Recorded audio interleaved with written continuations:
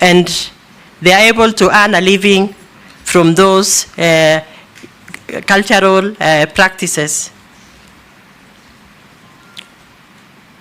Honorable Speaker, there was a question also on the national dress. I want to report that the issue of the national dress is a very key item in building Kenya and promoting our local industries and also promoting our culture. The issue of national dress, Honorable Speaker, is one of the items that were presented in the meeting under the State Department during an Naivasha meeting, which was held last year. And there was a report, and there is a task force that has been constituted to be able to come up with a national dress through a consultative process where we can be able to have a national dress that can be acceptable by all the communities of this republic. And because the challenge that we have had in this past, Mr. Honorable Speaker, is having a national dress in a very diverse community, with very diverse communities like the ones we have in our republic, is a big challenge. So unless we have concerted efforts, it will not be possible to have a national dress that belongs to one community. I think that is what I submit for that particular question. Honorable Speaker. Honorable Mishi. Mishi, was it on gender-based violence? Yes. Yes, on gender-based violence. Yes, Honorable go ahead. Speaker. Thank you, Honorable Speaker. On gender-based violence and the interventions that I would be able to bring on board if approved by this committee.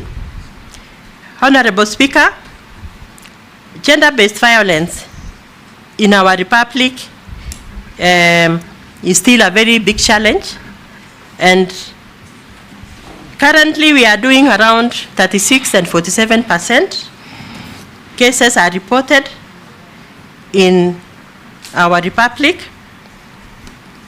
arising from issues of gender-based violence. Honorable Speaker,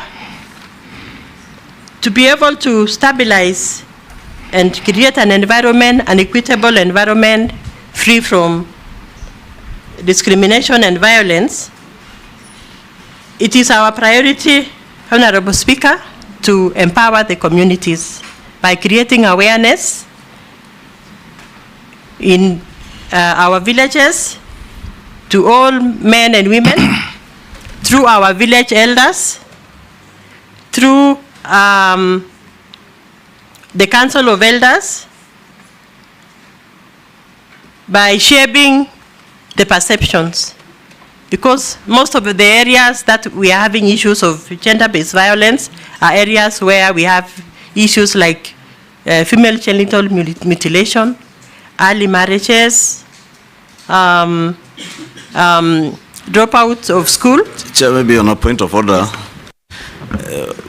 maybe the nominee did not really get what the Mishi was asking.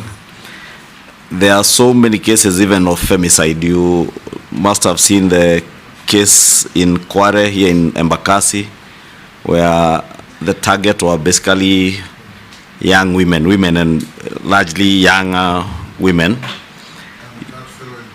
You've seen the one in Ruiru, you saw the one in Roysambu, the cases in around the Airbnb space where young girls are being enticed to come into apartments and they end up getting hurt, some getting killed.